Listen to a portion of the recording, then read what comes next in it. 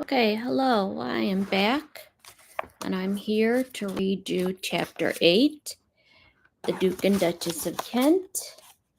And in this book, we are at the part where they get married. Duke and Duchess of Kent is introduced to the world. So I'm going to go ahead and get started.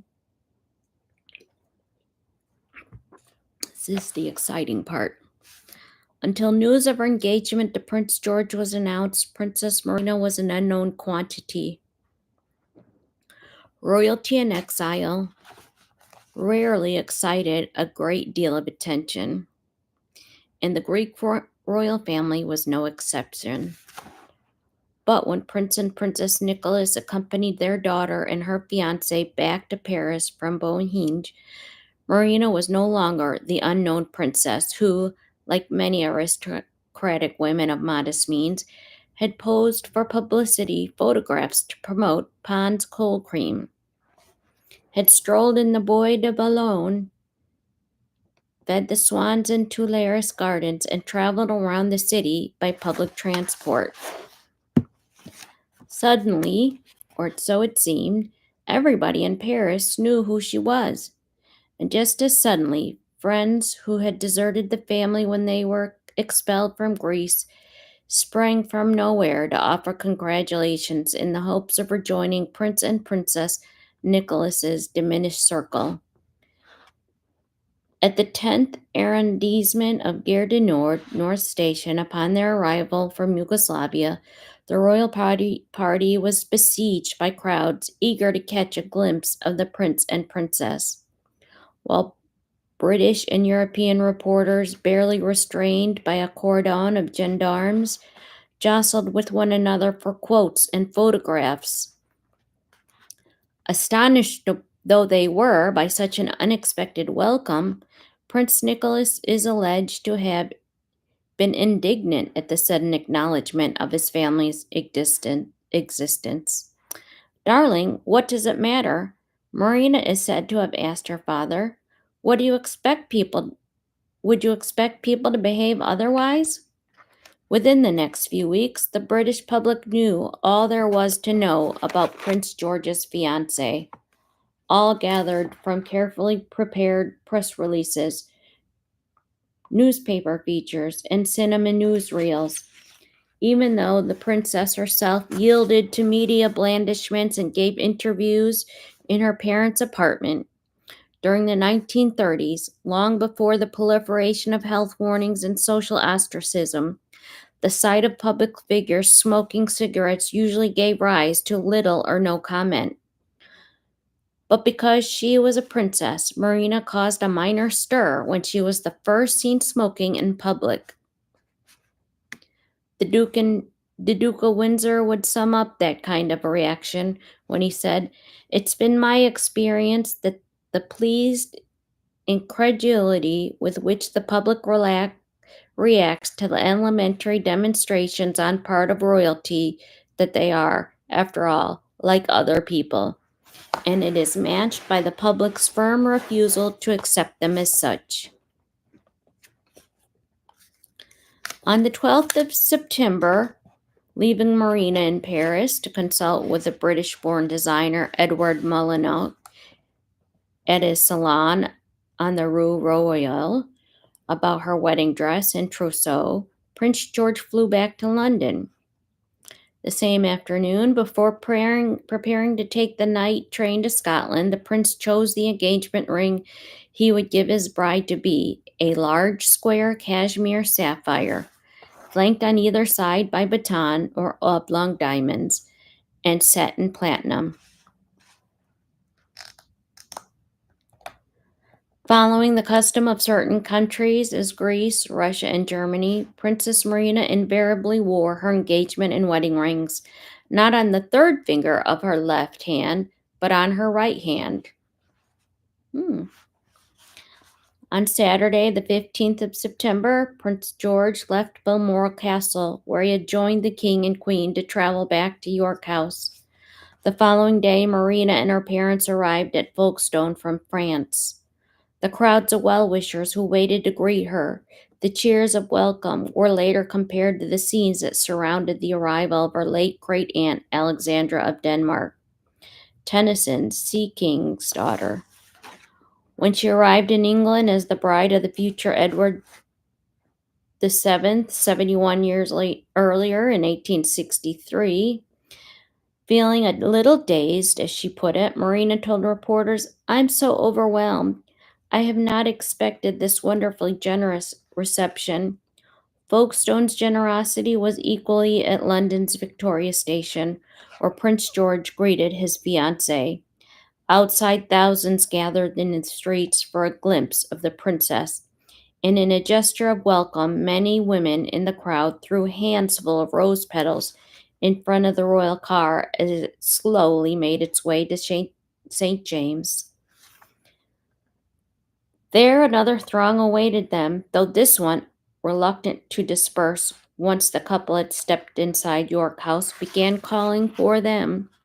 In response to cries, "We want Marina!" the prince and princess appeared at the open window. As she waved, Marina's engagement ring caught the light. "What stone is it?" came a voice from the crowd. "It's a sapphire," the prince replied, moving her hand from side to side.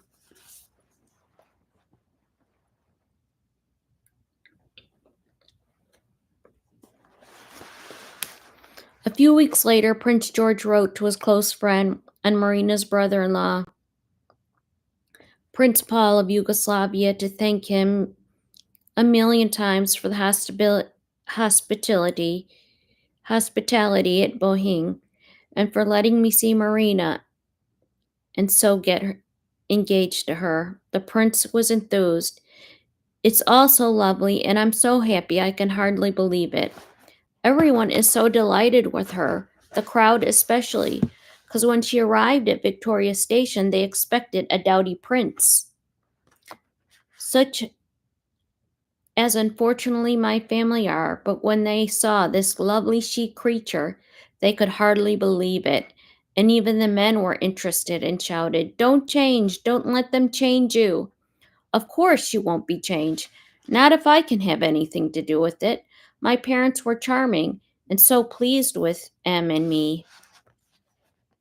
Since the 1850s, when the prince consort bought the estate as a private retreat, Balmoral has always had a very particular place in the affections of successive generations of the royal family. "This dear paradise" is how Queen Victoria, the castle's first chatelaine, described it. And it was at Balmoral where George V had formally announced his son's engagement that Princess Marina, together with Prince and Prince Nicholas, spent the week that followed their arrival in Britain. One traditional event held during the royal family's traditional late summer holiday at Balmoral was, and still is, the Gillies Ball. During Marina's first visit, it was held in the pine-paneled ballroom on the evening of the 19th of September. Preceded by the squirrel bagpipes provided by 7 pipers, the king and queen led Prince George and Prince Marina, the Duke and Duchess of York, and Prince Arthur of Connaught to the recess mirrored royal days. There the king, who no longer danced, settled himself next to the Archbishop of Canterbury, Dr. Cosimo Gordon Lang, to enjoy the scene. The program that night, as every Gillies Ball since 1919, featured 12 dances, among them a Paul Jones, the Dashing White Sergeant, the Circassian Circle, Spanish Gavotte, and Flirtation Polka, in honor of Princess Marina, who had taken lessons from Queen Mary and who had danced every dance. A Greek national air was included in the selection of music. "I was enchanted by the Gillies Ball," Marina told her friends afterwards. "There were servants dance with the there the servants dance with the royal family without any sense of familiarity, but with utmost good friendship." 2 days later, in what was announced that the wedding of Prince George and Marina would take place at Westminster Abbey on the morning of Thursday, the 29th of November, and that the Anglican ceremony would be followed by another, this time according to the rites of the Greek Orthodox, of which the princess would remain a lifelong member, and in the private chapel at Buckingham Palace. The Times reminded its readers, a precedent for holding a second service at a royal marriage is provided by the wedding of the late Duke of Edinburgh, Queen Victoria's son, Alfred, to the late great Grand Duchess Marie Alexandrovna of Russia. She is the daughter of Tsar Alexander II. On January 23rd, 1874, in the Winter Palace at St. Petersburg. On that occasion, the bride and bridegroom were first married according to the Greek rite in the imperial chapel, and again immediately afterwards, in accordance with the Church of England service, read in the Alexander Hall by the Dean of Westminster. On the 24th of September, Prince George and Princess Marina returned to London from Scotland, traveling by overnight sleeper.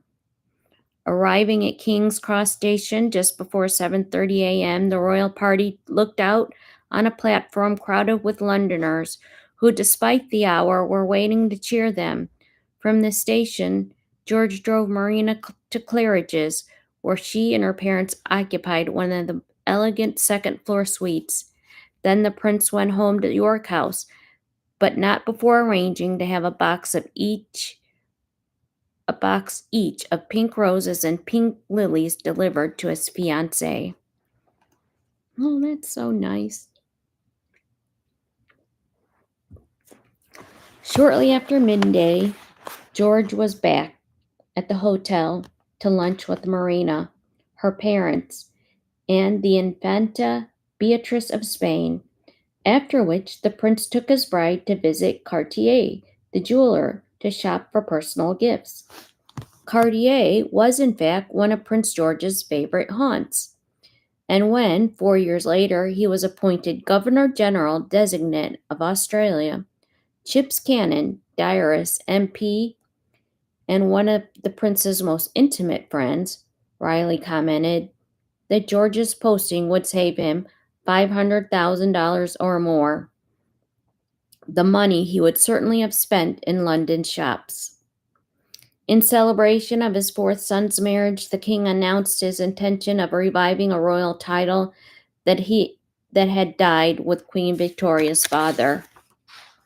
114 years before, April 1799, King George III, the great-great-grandfather of George V, created his own fourth son, Edward, Duke of Kent and Strathearn, and Earl of Dublin. When the Duke died 21 years later, leaving his German-born widow, Victoria Louise, with an 8-month-old daughter, the future Queen Victoria, his titles fell into abeyance.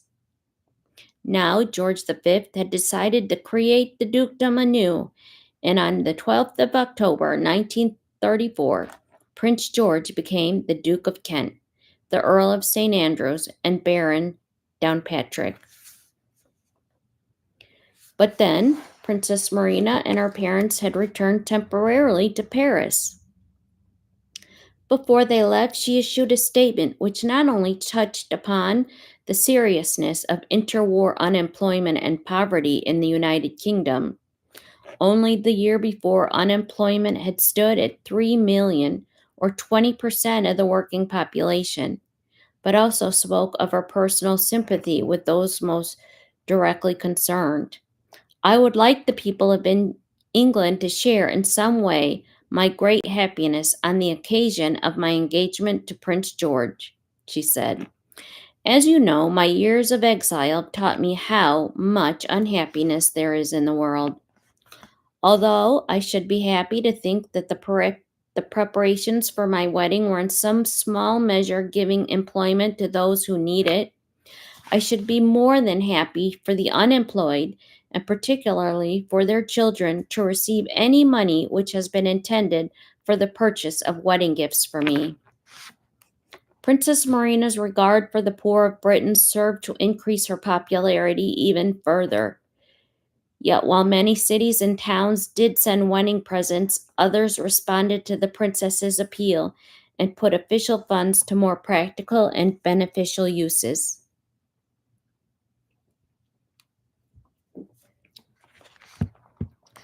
On the 9th of October, however, one event had occurred that not only subdued the celebratory mood surrounded plans for the royal family, but briefly threatened its postponement. That day, less than an hour after he had stepped ashore in Marseille to be greeted by the French foreign minister, Louis Barthou, at the start of a state visit to France intended to strengthen the alliance between two countries, King Alexander of Yugoslavia was shot and killed by a Croatian revolutionary, Vlado Chernozemski. Presently, on the night before he set out for France, Princess Paul, Marina's sister Olga, had urged Alexander to wear a bulletproof vest, but her pleas had been dismissed. In his will, the king appointed his cousin Prince Paul, along with Ivan Perovic, governor of Croatia, and Radenko Stankovic, professor of medicine at Belgrade, a man who won the monarch's confidence, to rule until his 11-year-old son Peter II attained his majority in September 1941. Of the three, Prince Paul was nominated first regent. The funeral of the assassinated king took place in Belgrade on 14 October, and Princess Marina, together with the new Duke of Kent, who acted as an official representative of George V and the British people, were among the mourners. In the event of the royal wedding was not postponed, but in the weeks that led up to it, the Prince of Wales seemed somehow to be nursing a sorrow of his own, the imminent loss of his favorite brother and close friend. On that time, the Duchess of Windsor would write, "As I watched the prince, it seemed to me that a sadness began to envelop him. He and his younger brother were very close, and the bonds of blood were strengthened by an unusual kinship of spirit. Before his wedding, Prince George was at Fort Belvedere almost every weekend. I rather suspected that the prince, who was the best man, thought it was just as well to keep a close eye on the bridegroom-to-be until he had been safely led to the altar. If, however, the Prince of Wales was to lose the only powerful male relationship he ever had known his whole life, as the late Audrey Whiting, royal correspondent and respected journalist, put it, he was about to win the most powerful relationship he was to know with a woman. That year, he and Wallace had taken a private holiday cruise aboard Lord Monet's yacht, Rosera, and it was then, in Wallace's own words, that she and the prince crossed the line that marks the indefinable boundary between friendship and love. For the first time, for the time being, nobody had the remotest inkling of the crisis David and Wallace's relationship would cause. The only love story all of Europe was interested in was that of George and Marina, or that dazzling pair, as Chips Cannon referred to them. By the third week of November, London was en fete and waiting for the royal event of 1934. Princess Marina was back from Paris, and with Prince and Princess Nicholas staying at Buckingham Palace as the guest of the King and Queen, on the 27th of November, a sumptuous pre-wedding ball for more than 2,000 guests was held there in honor of the bridal couple. While the West End crowd sightseers marveled at the brilliance and ingenuity of the street decorations, Bond Street in particular had pulled out all the stops, and its entire length from Piccadilly to Oxford Street was hung with garlands of wax paper flowers, forming brightly colored arches from which were suspended hundreds of Greek and British flags. Wedding bells entwined monograms, portraits of bride and groom were displayed in nearly every shop window, while colored lights and festive streamers heightened the carnival like atmosphere.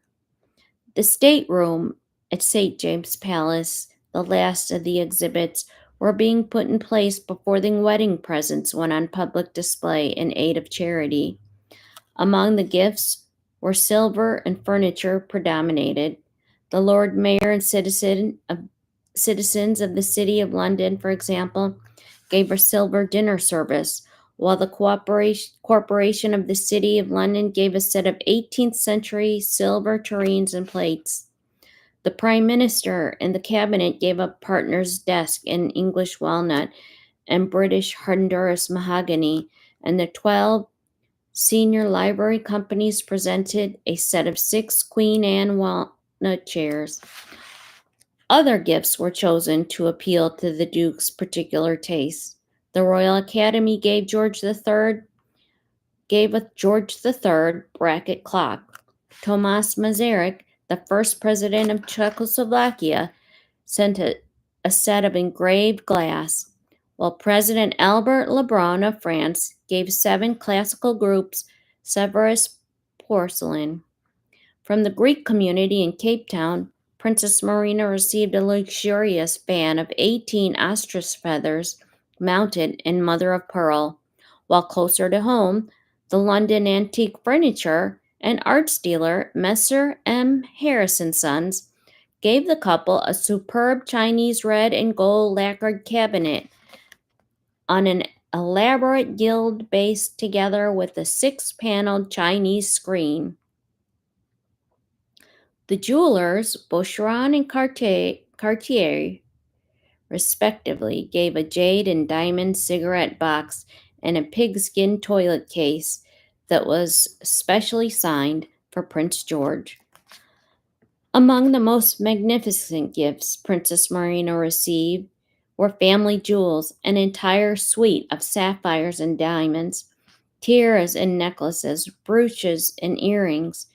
From Queen Mary, a diamond and pearl sauter from the king and queen together.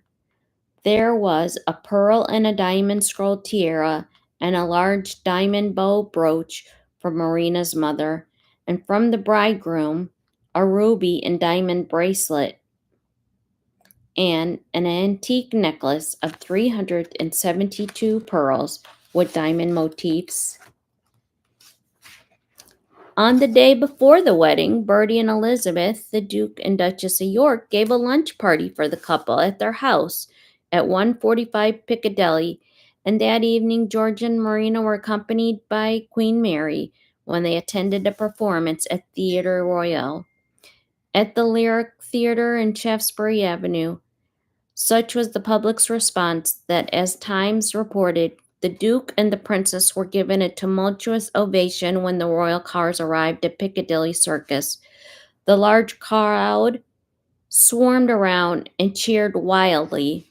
The escort of police cars and the police on duty had difficulty in clearing away.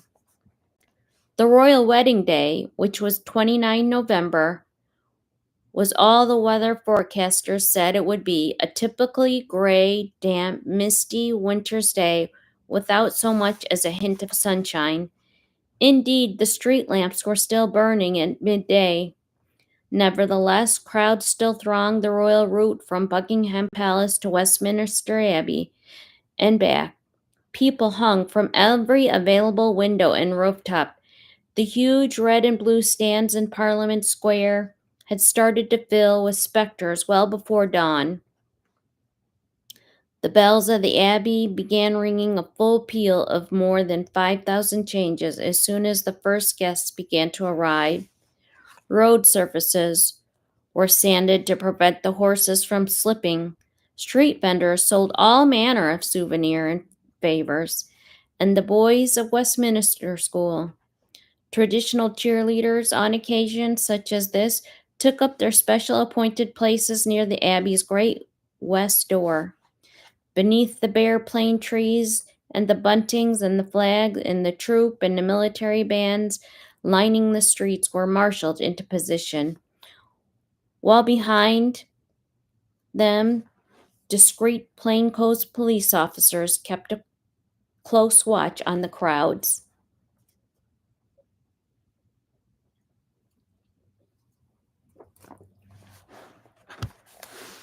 At Buckingham Palace, in the white and gold ball supper ballroom where the wedding breakfast was to be held, florists completed their arrangements of roses, carnations, chrysanthemums, heather, and lily of the valley, while the wedding cake was carefully set up on a table of its own.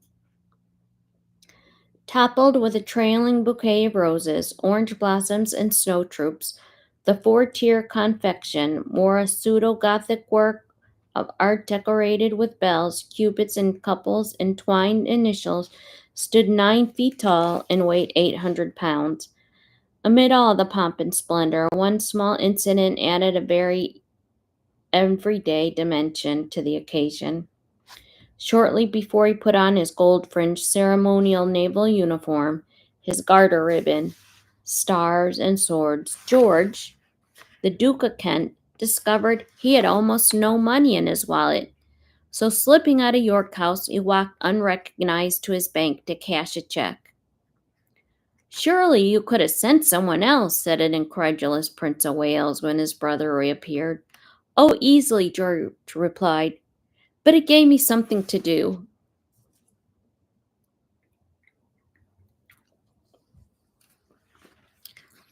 By 10:30 that morning, the 2,000 guests had taken their seats inside Westminster Abbey. ahead of the ahead of the arrival of the royal family. First among them was the bridegroom's sister, Mary, the Princess Royale, with the Duchess of York and her 4-year-old daughter, Margaret Rose. Together with a number of junior-ranking members of the family, among them Queen Victoria's granddaughters, Princess Alice, Countess of Athlone, and Lady Patricia Ramsay, who, as Princess Patricia of Connaught, had unwittingly established the trend for royal weddings at the Abbey after she was married in 1919. The bride's sister, Olga and Elizabeth, were also among the first arrivals. Following George and Queen Mary, Princess Nicholas, and the kings and queens of Norway, Denmark, and Greece, and Olga's husband, Paul, as regent of Yugoslavia. Before the bride herself, the last members of the royal family to arrive were the Duke of Kent with his brothers, the Prince of Wales and the Duke of York.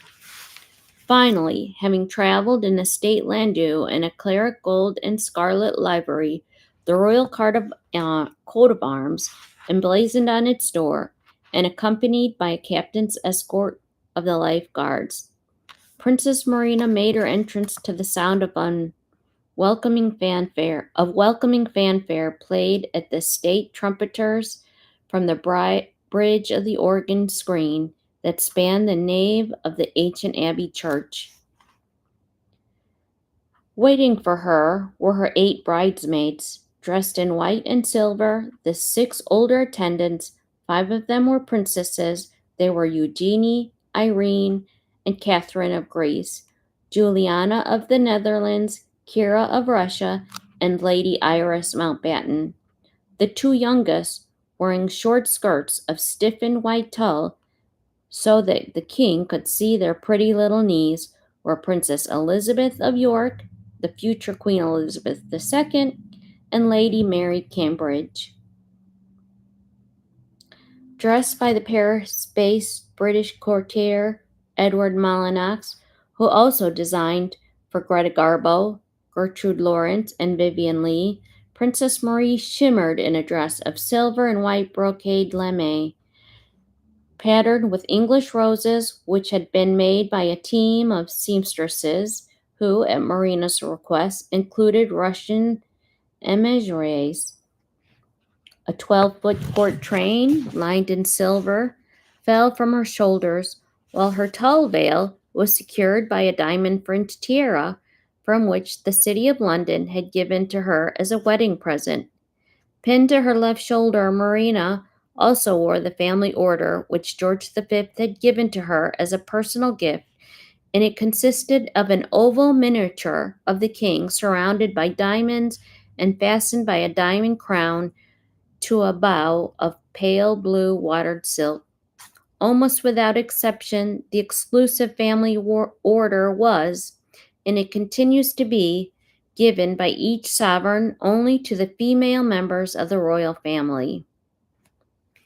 Having walked the steps of the high altar on the arm of her father, Prince Nicholas, to the processional hymn, Gracious Spirit, Holy Ghost, by Sir Stainer, the marriage ceremony was opened by the Dean of Westminster. It was conducted by the Archbishop of Canterbury, George Edward Alexander Edmund. Dr. Lang intoned, Wilt thou have this woman to be thy wedded wife, to live together after God's ordinances in holy state of matrimony, forsaking all other, keep thee only unto her, so long as ye both so live? I will, responded the Duke. And then the Archbishop turned to the bride with the very same charge. Marina, wilt thou have this man to be thy wedded husband? I will, she replied, softly but firmly. Who giveth this woman to be married to this man? Archbishop Lang then asked, and Prince Nicholas gave Marina's hand to the primate. At that point, as George and Marina were to take their vows, the Prince of Wales, as best man, or supporter in courtly language, should have produced the ring to be blessed. But when his mother glanced at him, David seemed to be miles away. Queen Mary touched her husband's arm and unobtrusively to the king signaled to his son. Immediately, the prince took the ring from his pocket and placed it on the archbishop's open prayer book. At the end of the Church of England service, the new Duchess of Kent and her husband processed from Westminster Abbey to the bridal march from Lohengrin, otherwise known as Here Comes the Bride, followed by Mendelssohn's Wedding March. Outside, the bells pealed and the crowds roared their greetings. On their way back to Buckingham Palace, the glass coach in which George and Marina traveled slowly passed St. George's Hospital, now a five-star Lanesborough hotel at Hyde Park Corner, where nursing staff and some of the patients waited to see them. It was a special moment for the Duke of Kent, not only because he was president of the hospital, but because at his request, the nation's wedding present took the form of a large donation to the hospital's rebuilding fund. With their return to Buckingham Palace, George and Marina made their way beneath the column porte cochere at the grand entrance and across the white, red, and gold hall to the private chapel. There, in a half-hour service conducted almost entirely in Greek by the Metropolitan Germanos Thyatira, exarch and ecumenical patriarch in Western Europe, the great archimandrite Michael Constantinus there were married according to the rites of the Greek Orthodox Church. Later that afternoon, in gathering dusk of the damp November day, after they sat down to a wedding breakfast of filet de sole, côtes d'agneau, perdue à la crème, peches melba, and corbeilles de friandises, the Duke and Duchess of Kent climbed into an open landau, and chased by members of their family, throwing rose petals and tiny silver horseshoes, drove off through Hyde Park towards the Paddington station at the start of their honeymoon, which began modestly enough at Himley Hall, the Earl of Dudley's estate at Staffordshire and Trent Park, this country home of Sir Philip Sassoon in Barnet. Not for them, however, the 3 days at Windsor Castle the young Queen Victoria and Prince Albert had, or the mere 3 weeks George's elder brother Bertie, Duke of York, and his bride had enjoyed in Surrey, Glamis, and Windsor. But altogether, more indulgent, a 5-month holiday that culminated in a 12-week cruise of the West Indies.